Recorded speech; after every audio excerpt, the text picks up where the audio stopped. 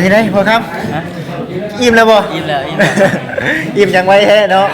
กินแล้วพากันกินไปบุญธาตุธาตุพูนเนาะแต่คนคนหลายบ่มันคนหลายขนาดทางไหนเนี่ยคือทางไหนไอ้เพิ่นแม่นบ่แต่พูนเป็นจังได๋ม่วนบ่มื้อนี้ม่วนได้บุญพร้อมเนาะไอ้ดีเด้อเนาะเป็นจังได๋แซ่บบ่สบายดีเด้อสบายดีเนาะสบายดีเด้อกินเนาะกินมาแล้วเนาะอ๋อนะอยู่ดีมีแฮงเด้อเนาะมื้อนี้เด้อเนาะ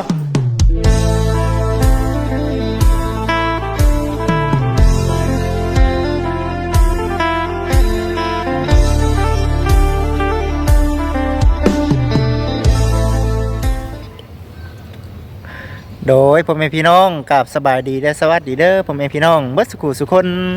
กลับมาพบมาพอกับบ่จิตคือเก่าเด้อเนาะก็คือมื้อนี้น้องพ่อพี่น้องทั้งบ่จิตเองอยู่ที่โรงแรมแล้วพี่น้องตัวนี้ก็ได้ เพราะว่ามื้อนี้น้องพ่อพี่น้องก็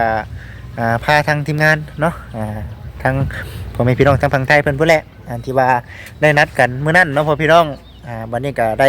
ไปแจกของเนาะให้ครับครอบครัวของเขาเจ้าพี่น้องเป็นที่หิมห้อยแล้วล่ะบัดนี้ก็คือสิ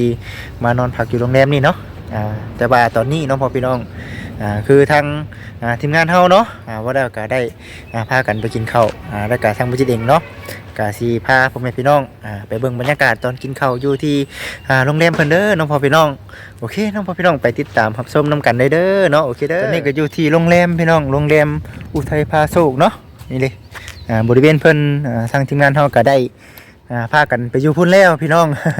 ตอนนี้จะเป็นรถทั้งของบ่คำเพิ่นเน่พี่น้องเป็นยังไงเนาะแจกเบิดบ่มื้อนี้ ยังบ่พี่น้องยังเด้อยังเนาะยังพุ่นแหละเดี๋ยวทางทีมงานเฮาไปต่อบ่แสนเพิ่นเบิดพี่น้องบ่แสนเพิ่นเนาะ แจกเบิดพี่น้องบ่แสนเพิ่นเนาะถือว่าเก่งๆเนาะวันนี้เดี๋ยวทางบ่จิตเนาะสิพาพ่อแม่พี่น้องไปติดตามรับชมอยู่ที่บ่อนเพิ่นเฮ็ดกินได้แหละพี่น้องเอ้ยได้เลยเนาะพี่น้อง หมาดคอเน่เนาะสักเล็กสักหน่อยพี่น้องเลยผมกินอีกครับทั้งเมย์เพิ่นโทรมาผมกินอีกเนาะเจ้าของโรงแรมเพิ่นนั่นแหละเป็นจังได๋คือยังบ่ทันมากินข้าว ไปลำดังหมู่พี่น้องมื้อนี้เนาะกะเดี๋ยวสิถ่ายบรรยากาศเนาะให้กับพ่อแม่พี่น้องเบิ่งเด้อเนาะบรรยากาศตอนนี้ประมาณ 4:00 น 5:00 นนั่นแหละพี่น้องสิเข้า 6:00 นแรงได้แล้วเด้อ ทางทีมงานเฮาเบิ่งก่อน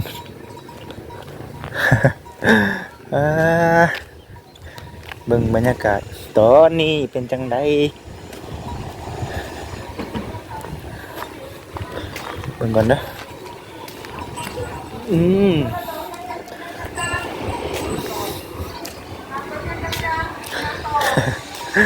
โดยเจ้าทางแม่เพิ่น โดยแม่สบายดีเด้อเนาะสบายดีเนาะโอ้เมนเบิดเด้อนี่เนาะโอ้โดยขออนุญาตเด้อเนาะโดยสบายดีเด้อเนาะสบายดีโดยอ๋อต้อง โอ้โดยคุณจะเสียบอยู่นี่เนาะโดย โอเคโดยสบายดีเด้อเนาะ กินก่อนกินเพื่อนเด้อ โอ้เนาะโอ้เซนเซฟเด้อโดยขอโดยขออนุญาตเด้อเนาะขออนุญาตโดยฮะโดยบ่เป็นยังอยู่แถวนี้ก็ได้เนาะเป็นยังไงพ่อครับอิ่มแล้วบ่อิ่มแล้ว อิ่มยังไว้แท้เนาะกินแล้วพากันกินไปบุญธาตุธาตุพูนเนาะแต่คนหลายบ่มันคนหลายขนาดทางไหนเนี่ยคือทางไหนไอ้เพิ่นแม่นบ่แต่พูนเป็นจังได๋ม่วนบ่มื้อนี้ม่วน ได้บุญพร้อมเนาะ โอ้โดยตามสบายได้เด้อเนาะตามสบายเด้อน้องพ่อพี่น้องโดยโอเคสิเบิดแล้วบ่ทางนี้โอ้กินก่อนเนาะอิ่มเลยทางนี้ก็ได้อิ่มแล้วอิ่มมาจากทางนอกทางลุงเพิ่นพาไปเรียนบ่มีหยังบ่เวียดกินอย่างเดียวบ่ฮู้ว่ามีหยังโอ้กินอย่างเดียวแม่นบ่เป็นแซ่บอยู่แด้นี่เนาะ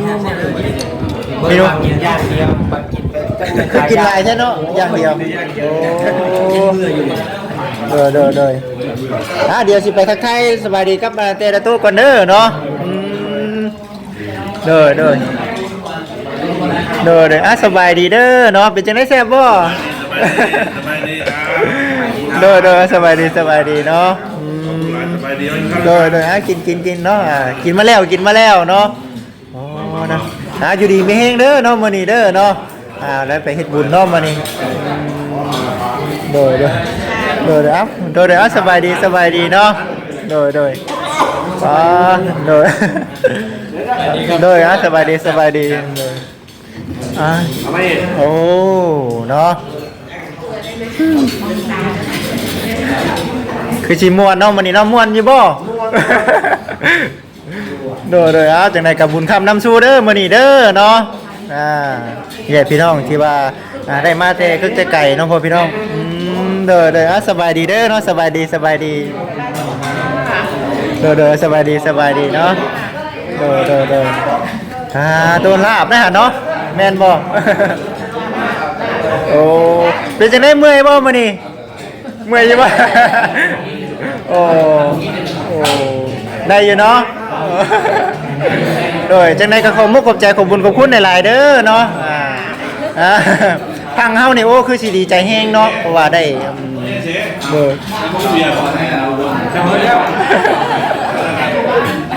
้ดีใจหลายได้มาทำบุญโอ้แม่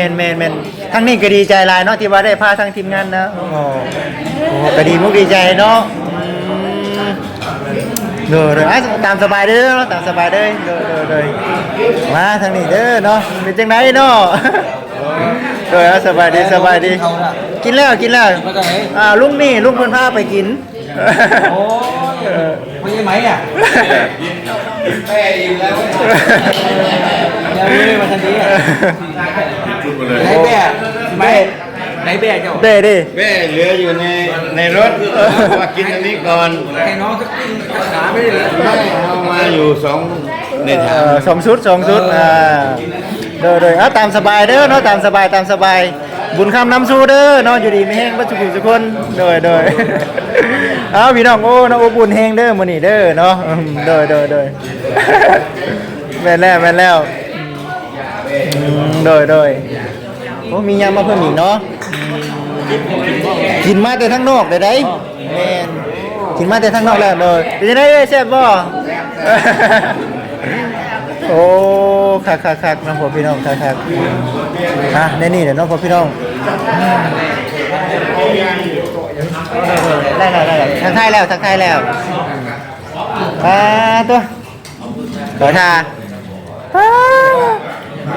บ่ต้องห่วงแม่นบ่นอนจังสิบ่ว่าบ่ต้องห่วงงานนี่เป็นจังได๋เรียบร้อยอยู่บ่เรื่องงานเนี่ยสิ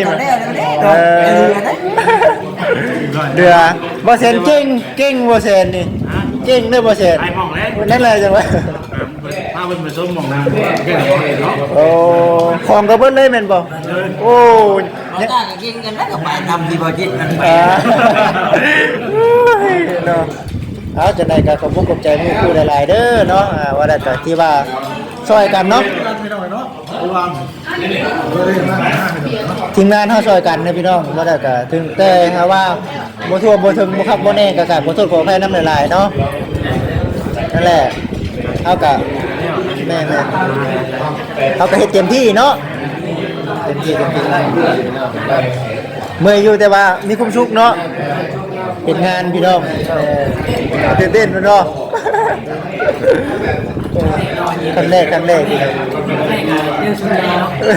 ครั้งแรกก็เจอสุดใหญ่เลยพี่น้องเลย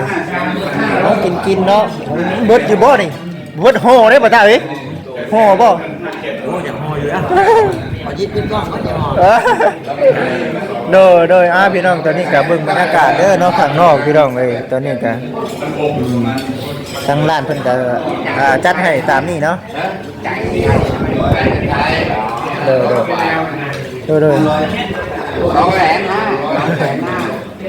คือแสน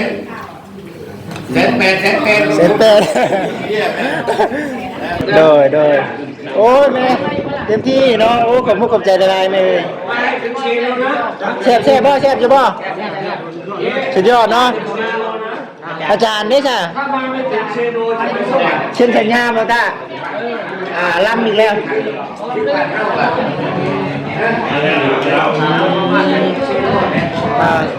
ข้าวพ่ออยู่บ่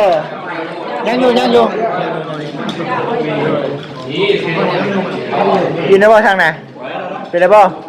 ของน้ำโอ้โดยเอาพี่น้องเองว่าแต่กะบรรยากาศเนาะโดย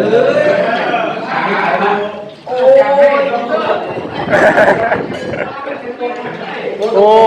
มันยังต้มยำบ่ยำเป็นบ่ยำเฮ็ดเป็นบ่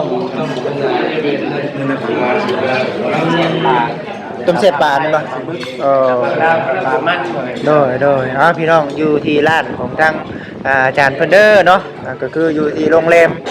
อุทัยพาโชคพี่น้องเอ้ยก็ถือว่าทั้งโดยนะคือสีประมาณนี้แหละเนาะว่าดีใจพี่น้องทางผู้ผลิตก็ได้เนาะได้ก็โอ้เนาะขอบคุณหลายๆเด้อเนาะเชื่อว่าทั้งพ่อแม่พี่น้องเนาะทั้งบ้านเฮาพี่น้องคือสิแบบโอ้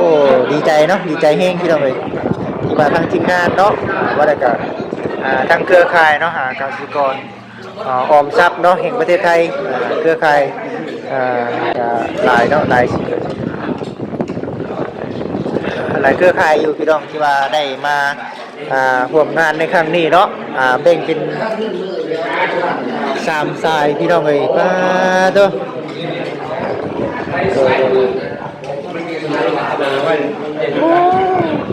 ตาพี่น้องเอ้ยคักเนาะ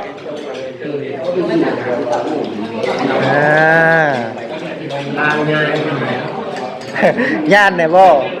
โอ้โดยเอาไปอึดอ้าวเย็นเนี่ยกินเพราะว่าเป็นใจขาดได้ไงใจขาดแล้วนะคือได้แบบเบานี่เลยนะ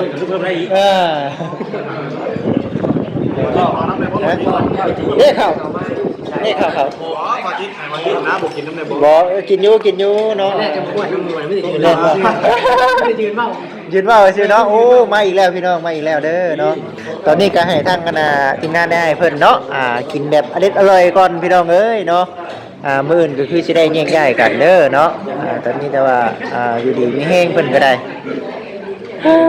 มันจะเด่นกันเป็นจะได้เพชรเป็นบ่ลุงเพชรเป็นบ่ลุงกินไม่เป็น กินบ่เป็นหรือว่าอยากให้ลูกให้หลานกินเป็นบ่ไม่เป็นเราไปด้วยกันทั้งลุงเพิ่นนั่นแหละพาเลี้ยงก็ได้เนาะเลี้ยงแม่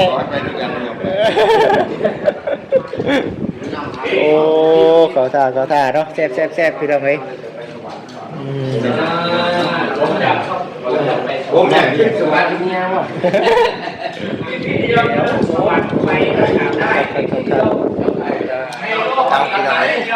ก็คือสีประมาณนี้เด้อเนาะทางเบาคำเพิ่นออกข้างนอกได้แหละเอาถ่ายบรรยากาศนะครับผมมีพี่น้องเบิ่งตอนนี้นะครับผมพี่น้องโดยน้องพ่อพี่น้องโอ้ยังมังมูอีกวันนี้เนาะโดยเนาะก็คือสีประมาณนี้เนาะพ่อพี่น้องทั้งบุญจิตเองกับสีเขาไปหาทั้งทีมงานเนาะโดย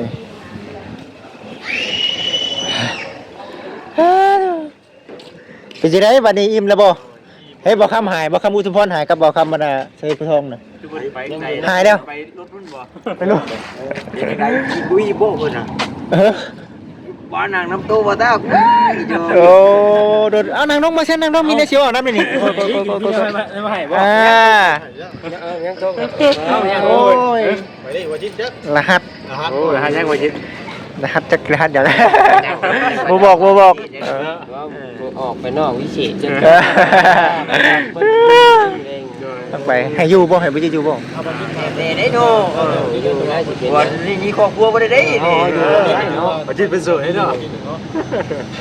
เพิ่นให้อยู่นำได้ให้อยู่ทางทีมงานเฮาอยู่นำ บ่ได้อยู่ก็บ่ได้แล้วนะเพราะว่าสิเพิ่นพาแม่นไปบุญไปบุญเช้าสิเขาก็ได้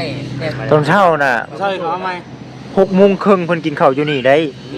7:00นน่ะเพิ่นสิออกไป ไล่บ่ได้เช้าเช้าเช้าก็มาแต่เช้าเนาะมาแต่เช้าก็มา โอ้ เอ้าที่ก็อยู่ก็บอกคำนั่นดิ ฮะ บอกคำบอกคำในเมืองทุกคน ไอ้ผู้ทองไอ้ผู้ทอง เมื่อก่อนเนี่ยยังบ่ทันได้ปรึกษากันเนาะเดี๋ยวสิปรึกษาเพิ่นดอกเพียงแต่ว่ามื้อนี้น่ะสิมาบอกว่า6:30น6:30นคือกินข้าวเช้าเนาะแล้วก็แม่นต้องมาพูดแหละ6:30นกินข้าวเช้าแล้วก็7:00นเพิ่นออกมีแต่ว่าทางทีมงานเฮาน่ะมาลาเพิ่นอยู่นี้เพราะว่าบ่ได้ไปส่งอยู่เพิ่นเด้อแม่นคือสิเว้าให้แบบฮู้ๆกันเลยหั่นนะ ต้องบอกไม่เนาะเตรียมตัวเลยต้องไปนอนอยู่โทรบอกว่าบ่ได้เด้เนาะ นั่นแหละบ่ตาตื่นสวยก็ตื่นเช้านี่เด้อบัดนี้เด้อ ตื่นข้าวอยู่ดีนี่ ให้จะตื่นน่ะสวยแต่เก่านั่นคนบ้านอื่นเป็นบ่ คนบ้านอื่นงานพดพักหญ้ามื้อใด โอ้ ไปดูเมียเนี่ยว่าตื่นเช้าแล้ว แสดงว่าบ่จิตเองซะเนาะเอาว่าแล้วก็คือ6:30นกินข้าวอยู่พี่เด้อเนาะเฮาก็มาแต่5:00นพุ่นแหละเนาะ แต่สิมาแต่4:00นเลย เอา เพื่อชาตินะพี่น้อง คือว่าได้ทีพี่น้องให้ครับขอบมุกขอบใจเพิ่นหลายๆเด้อเราสิเลี้ยงเขานะ แล้วก็ขออนุญาตบัตรค่ำนำหลายๆเนาะถ้าหากว่าแบบเฮาเบิ่งบ่ทั่วบ่ถึงเนาะอันนี้คือ ไอ้ซ้ำเฮาได้จัก บ่นี่ก็ จักกลัวจักเถิงกันได้ถ้าเบิ่งถ้าชมในคลิปบ่ท่าพี่น้องเฮ็ดบ่ลงตุ้ม คือกัน ไปตามคือว่าส่งเพิ่นให้เอาพาไปเนาะ เพิ่นก็บ่ได้แบบว่าเป็นพิธีที่ตรงหยังนะคือมาฮอดก็จับให้แล้วก็อันนั้นเลย เพราะว่าคือบ่ได้มีการจัดฉากอีหยัง แม่น ว่าเพิ่นให้เฮาเข้าไปบ่ได้มีว่า การเตรียมก่อน ต้องเฮ็ดแบบนี้เด้อบ่มีแต่ว่าเพิ่นลงไปเพิ่นอยากให้เพิ่นก็ให้แอร์ เดี๋ยวนั่นแหละ ผู้ถ่ายก็ ถ่ายนำบ่ทัน ถ่ายไปเลยเนาะพี่น้อง บางทีคำว่ากับสบายดีหลายคลิปเนาะบางทีก็เป็น EP เอาซะเนาะเพราะว่าสบายดีแต่ข้างในข้าวมันก็บ่นั่นนะ ก็ได้คลิปเดียวทอนั่นแหละกับทีมงานของบ่ตานะเนาะไปทัดพูนก็เชฟได้หลายที่ให้เบิดเนี่ยเบ่งนอน คือการดูดิกระทุกช็อตอยู่หั่นเมื่อนอนคิดอยู่ว่าสิตัดได้ไร โอเคแล้วเนาะไป เอ้ามีแต่ว่า ขอบคุณทางคุณใหญ่เพิ่นเนาะมื้อนี้ที่ว่าเลี้ยงเขาในเนาะมื้อนี้เนาะ อิ่มแล้วเนาะมันแน่แล้ว ขอบคุณหลายเนาะ โอ้ ได้ ผิดพลาดประการใดขอโทษขออภัยนำหลายๆทีมงานเฮาก็เฮ็ดเต็มที่แล้วก็ขอบมุกขอบใจเนาะทางทีมงานเฮาชื่ออยู่เนาะ นั่งลายยุ่งกัดแขนกัดขาไปนะบ่จิตเนาะ โอเคสบายดีเนาะคือสิประมาณนี้เนาะพ่อพี่น้องตอนนี้ก็อยู่ในช่วงบรรยากาศตอนค่ำๆแล้วเด้อเนาะทางบ่จิตเองก็คือสิได้ขอตัวจบคลิปพี่น้องก็ได้บอกกับทีมงานเฮาก็เป็นที่เรียบร้อยแล้วเนาะมีแต่ว่ามื้ออื่นประมาณ 6:30 นก็คือจะได้ทางร้านเพิ่นก็คือทางโรงแรมเพิ่นกินข้าวตอนเช้า 7:00 นก็คือสิได้ออกไปเพิ่นก็ได้มีแต่ว่ามื้อน่ะไปร่ำไปมาบอกเพิ่นเนาะเพิ่นก็ว่าสิได้เมื่อแล้วเพิ่นว่าน้องพ่อพี่น้องก็คือสิส่งเพิ่นอยู่ที่โรงแรมนี่แหละเพิ่นเมื่อเองน้องพ่อพี่น้องจังได๋ก็คือว่าเด้อเนาะทางบ่จิตเองก็ได้เฮ็ดหน้าที่นี้เนาะก็ถือว่าโอเคแล้วแหละพี่น้องเอ้ยถ้าหากว่ามันแบบบ่ทั่วบ่ถึงเนาะจังได๋ก็ต้องกราบขอโทษขออภัยนำหลายๆเด้อเนาะบ่จิตเองก็บ่เคยจักเทื่อน้องพ่อพี่น้องแต่ก็ทางทีมงานเฮาก็เฮ็ดเต็มที่น้องพ่อพี่น้องเลยโอเคเนาะจังใดก็ขอให้ทุกๆคนเนาะทีมงานของทางครูแอลเพิ่นนำแน่พี่น้องเอ้ยจังใดก็ขอให้อยู่ดีมีแฮงเบิดสุขุสุคนเด้อเนาะมาเฮ็ดบุญเฮ็ดศีลเนาะมาแจกของให้กับบ้านเฮาเนาะพ่อพี่น้องก็จังใดก็ขอให้อยู่ดีมีแฮงเด้อเนาะเวียกการงานที่เฮ็ดอยู่ขอให้ราบรื่นไปด้วยดีเด้อเนาะการงานการเงินจังใดก็ขอให้ร่ำๆรวยๆเนาะให้มาซำนี้เนาะก็ขอให้กลับคืนไปหาทางกับไม้หรือว่าพ่อแม่เนาะทางทีมงานเพิ่น100 เท่าพันเท่าเด้อเนาะโอเคพี่น้องสำหรับคลิปนี้เด้อเนาะทางบ่จิตเองขอกล่าวคำว่าสบายดีพี่น้องเด้อเนาะ